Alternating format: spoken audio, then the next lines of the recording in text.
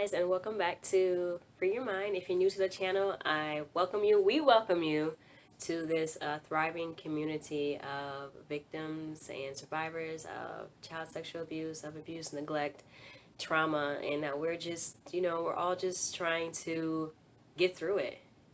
I absolutely hate when people say, "Get over it," just get over it. There is no getting over it. It's not like there's like a bridge that you can just walk on over and get over it, because if you don't deal with your demons, they just come back over and over and over again until you are forced to deal with them. I was reading The Courage to Heal, and which is actually an exceptional read. I love to read, so if you don't like to read, there's plenty of other resources that I put in the description box, like websites and whatnot, that you can also check out. I mean, and also other YouTube channels and videos where you can actually just watch movies on it. But I love to read, and one of the a victim slash survivor was saying about that she's not going to ever stop talking about it, you know. And she was saying how this has robbed her of her family, it has robbed her of her life, it has robbed her of everything. And she's not just going to get over it. She's just going to keep talking about it and keep talking about it. And that's how I feel. I feel like I'm going to keep talking about it. You can't put your hand over my mouth. You can't threaten me. You can't do anything to me anymore. And I'm going to stand up, not only for who I am right now, but for the little girl in me who lost her voice. And I'm going to shout it out. I'm going to say it proudly. And if you wanted me to say better things about you, then you should have treated me better.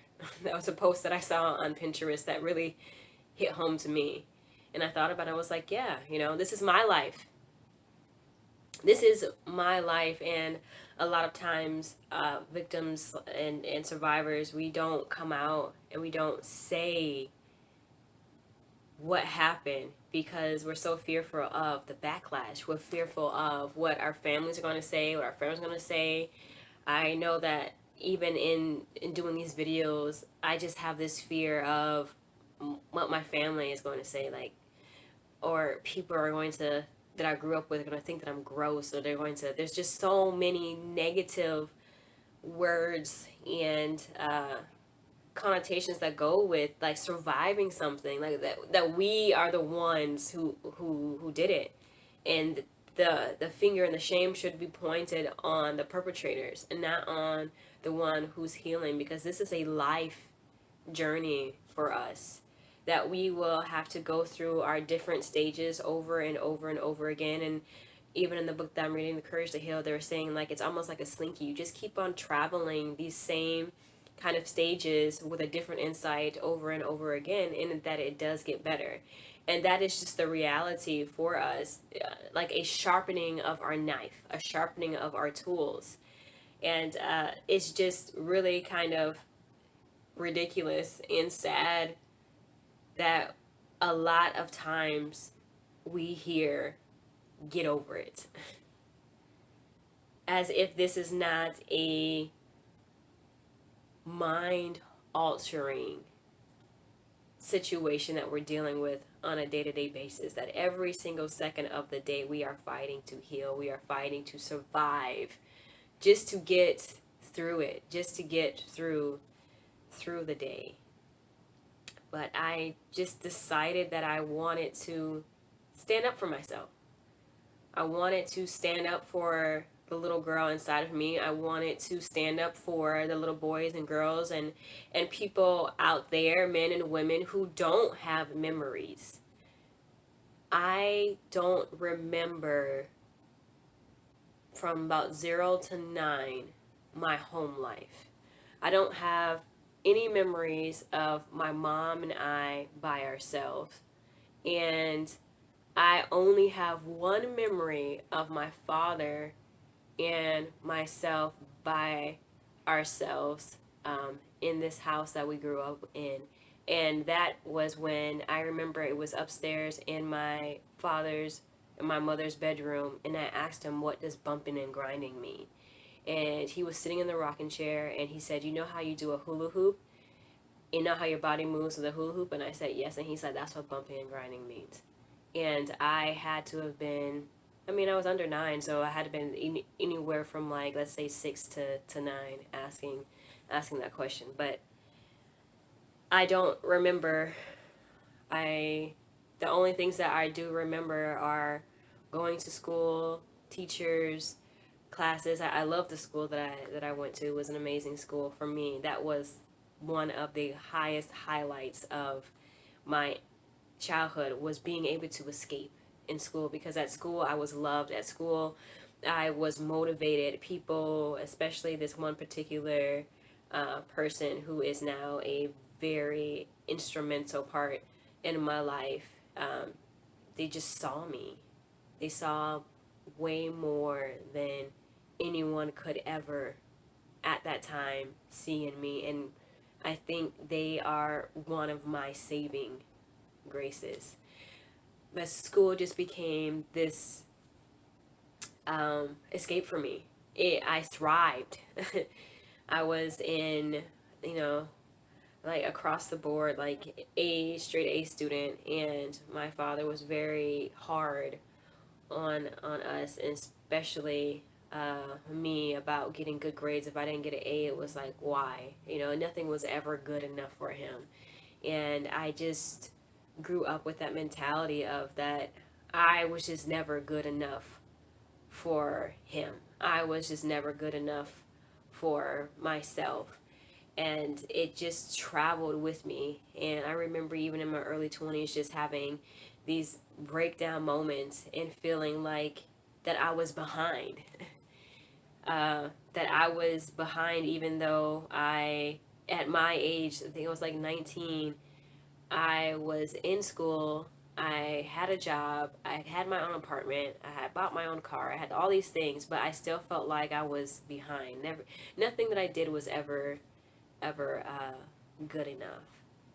But that is sadly, something that I have to rework my mind into correcting, into thinking. And it's so overwhelming, because when you realize the amount of damage, God, when you realize the amount of mental damage that has been forced on you, and that the only way for you to thrive is that you have to go in yourself and go pick apart every single thing, and look at it and rework it. And it becomes so stressful, because not only are you dealing with the gravity of everything, and many of us we can't, because there's so many ways in which we're coping. I have like 10 coping mechanisms that I'm doing throughout my entire day that I never even realized: isolation, escape, minimizing, intellectualizing, rationalizing, one is called like safety at any means, is when you put all of your energy into everybody else so that you can provide a safety net, but then you lose yourself. Controlling, just all of these things that are kind of like, if I'm on a boat and my coping mechanisms are ropes that are tying the logs or whatever to keep this boat afloat. That is how I feel like my coping mechanisms are. They're keeping me afloat. I'm not like on some like grand cruise ship. I'm not, sipping martinis and drinking and having my, my feet done and a little fan over my head. I'm just surviving. And the only way that I can get to that cruise ship is that I have to do it. I think that's just the really messed up and frustrating thing about it, is that we didn't break us. We never chose this life. We never chose this pain. But yet we're the ones that have to fix it. And not even fix it, we're the ones that have to heal. I don't like even really saying like I gotta fix myself, because there's nothing wrong with me.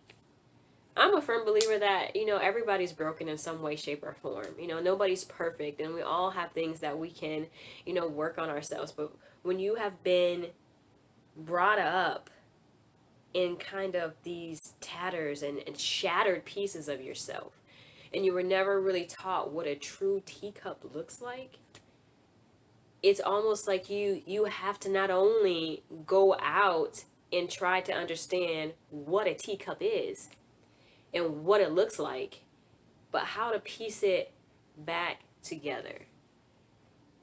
And so there is no getting over it. There is a getting through it. And that's what we're going to do.